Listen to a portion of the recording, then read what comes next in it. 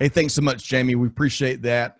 Scott Luton and Greg White with you here from Supply Chain Now. We're so pleased to be kicking off the 2020 Supply Chain USA virtual event hosted by our friends at Reuters Events. Greg, good morning. How you doing? Good morning. And what an honor to be working with this crew again. And we're looking forward to bringing all, as we try to all the time, all of the best in supply chain. So let's jump into it. Absolutely. And to that end, you can find Supply Chain Now wherever you get your podcast from. We work really hard to cover the end-to-end global supply chain, and it keeps us really busy. So, but nonetheless, it's fueled by outstanding conversations from passionate leaders like we're going to be featuring here today. So with no further ado, Greg, we should probably dive right in, huh? Let's do it. So today, we're very pleased and honored to bring to you Peder Tuborgh, CEO with Arla Foods. Peder, good morning. Good morning, and how are you? Doing fantastic. Fantastic. Very good. Appreciate Thanks for joining us. That's right. Absolutely. Now, we've done a ton of homework about you, Peder, and I wish we had 15 hours with you, but we have a portion of that. So, but nonetheless, let's get started. And before we dive into sustainability in particular, in a nutshell, tell us about yourself and the organization. Well, I'm here as the CEO of Arla Foods, a dairy company of a certain size on a global scale. I think we have the fifth largest milk pool, 14 billion liters of milk that we are processing from 10,000 European farmers and dealing with our business and our supply chain throughout the world. There's probably not a country where we are not selling either large volumes or smaller volumes. And we are a cooperative owned by farmers, which in the dairy space is not unusual, but probably compared to other FMCGs rather unusual. It works for us, and we are here for the farmers. That's actually, as a CEO, my main KPI. Other than that, I'm a happy father of 5 wonderful kids and a wonderful wife. Outstanding, outstanding. Well, so let's dive right in particular about this main theme of sustainability that Greg and I are going to be chatting with you about here today. So starting at a very basic level, what does sustainability mean for you and the Arla Foods team? Well, sustainability, and it's easy to say today, but it has actually for quite a number of years been right in the center of our DNA in Arla Foods. We work very carefully with sustainability. However, sustainability also has evolved over time. Obviously, for now, climate is very much, the thing when we talk about sustainability. When you look into the UN 17 sustainability goals, it's not only sustainability is not only about climate. It's also about having a well-balanced, well-functioning world going forward. We've been committed to the 17 goals, and we work very hard with them throughout the entire organization, to more than 20,000 people. It's very lively in Arla Foods. So it's fundamental to, I think, to our long-term success. And I would like to say also, sustainability is important and very complex. I guess that we'll be talking, and you'll be talking about that during the course of this session that you have. But from a food point of view, we see a couple of challenges. One is that clearly we have a climate challenge that we all need to deal with and move forward on over the next many years and even decades. But at the same time, the population in this world will grow to close to 10 billion people in 2050. So the real difficulty about the sustainability agenda is how to match, on one hand, caring for the world, for the climate, making the world a better place, but at the same time producing more with less energy, so to speak. That's very complex, but it's right there in the center of our strategic agenda. Absolutely. And I would argue that supply chain is up for the task, up for the complexities that we face related to sustainability or other major challenges. So you mentioned importance. Speak more to, clearly it's important to each of us in different ways. And you touched on a couple of reasons why it's so important to you and the organization, but take that a step further. Why else would you say it's important to you and your team and your organization? Well, it's right in the center of our strategic commercial agenda.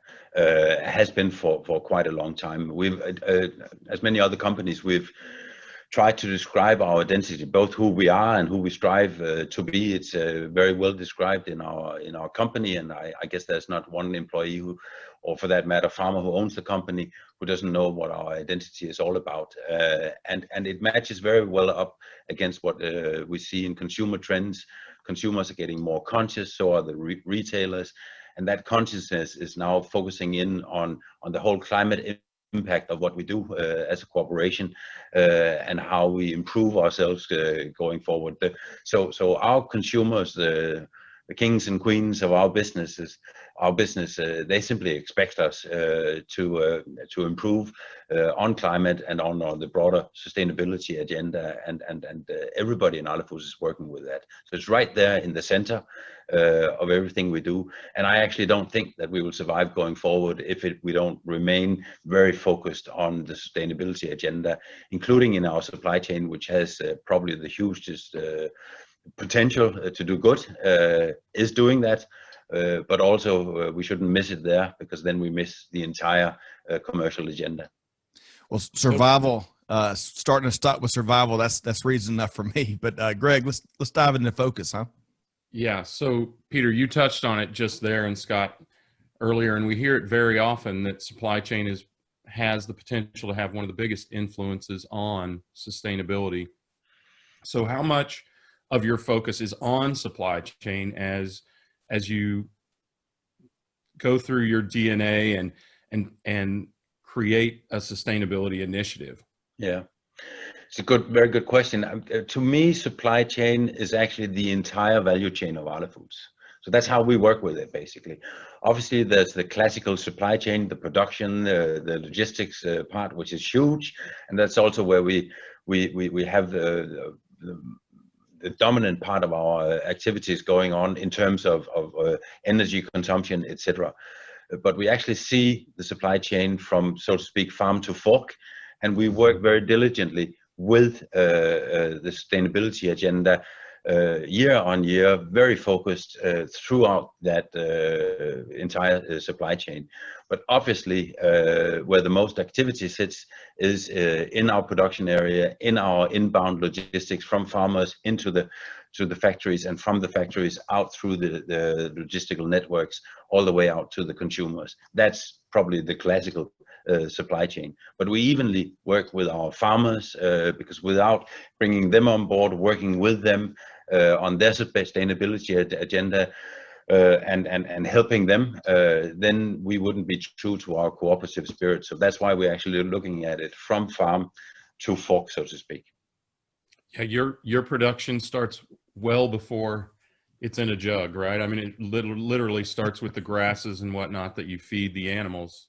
Exactly, and that's where quite a bit of, when we talk climate impact, quite a bit of the, or most of the climate impact comes from, and that's why we're engaging with our farmers on that subject. We have actually developed just now, a few months ago, probably what is today the world's largest database on knowing exactly on the individual farm level what is his or her climate impact, CO2 level per kilo milk that he or she produces, and what can we do about it, and we help the farmers benchmark up against each other. If we don't get that part right, then it kind of, you know, what we do on the rest of the supply chain in the production and logistics doesn't really matter. So we need to look at it from a very holistic point of view, but we have come quite far, I would say, on what you would call the classical supply chain in the last years. We have since 2005, for example, up until today, reduced our carbon emissions from production,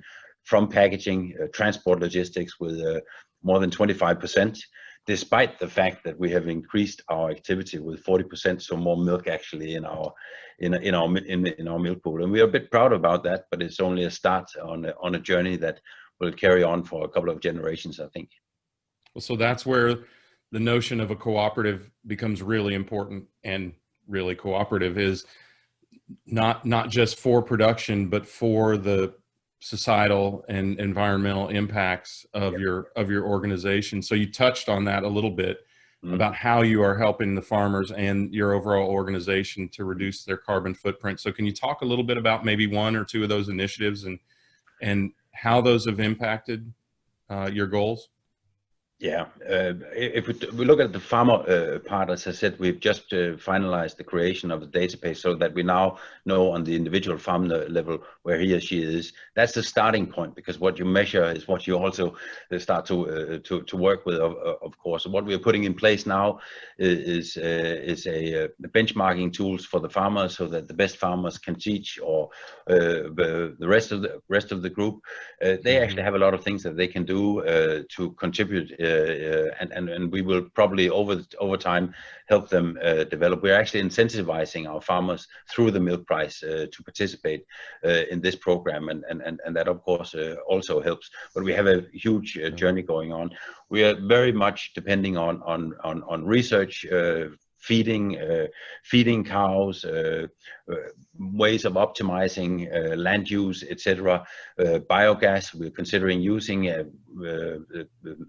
biofuel from our farmers. They actually produce that into our facilities, so that it becomes one holistic view into all of that.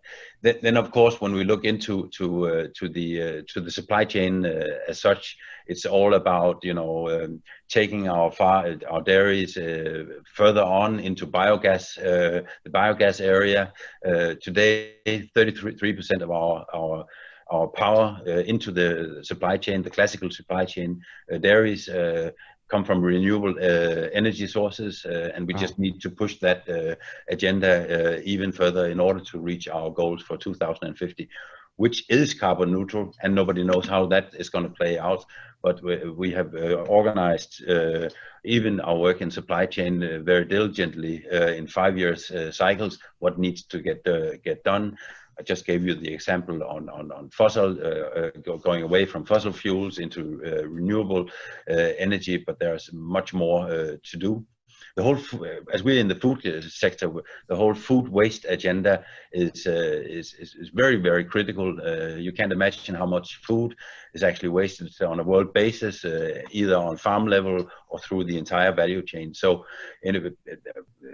we've gone a bit down that road already. I think that we have, from our sites, reduced our food waste with 27% just the last 5 years again. But that has to continue. There's a lot of potential there. And food waste is also part of the climate sustainability agenda going forward. Outstanding. Well, you spoke earlier about, you were alluding to the strong culture you have there at Arla Foods, and that's one of the reasons you're able to make as much progress. We don't have time to dive into that here today, but one real final question for you, Peder. By my math, and sometimes I can be a bit slow, but I think you're entering your 17th or 18th year as CEO of the organization. That's correct. 2020, it goes without saying, a very unique, challenging year. As we move, thankfully, into maybe the final months of 2020, what's one thing about the organization and either what you've accomplished or what you're closing in on that invigorates you, Peder? First of all, I'm a guy that always looks around the corner and see what's new, and that's probably why I'm still around. I would love to say here and now that it's all about sustainability, because that strategically that is actually the case in the case of Arla Foods.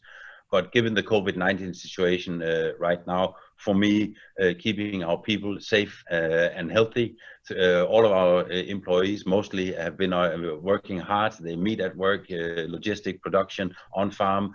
And they're not sitting like we are behind the screen. So keeping our people safe and healthy and serving our customers in the most unprecedented, unusual times is what I have very short term on my mind. And it starts actually with keeping our people and our people in the supply chain healthy.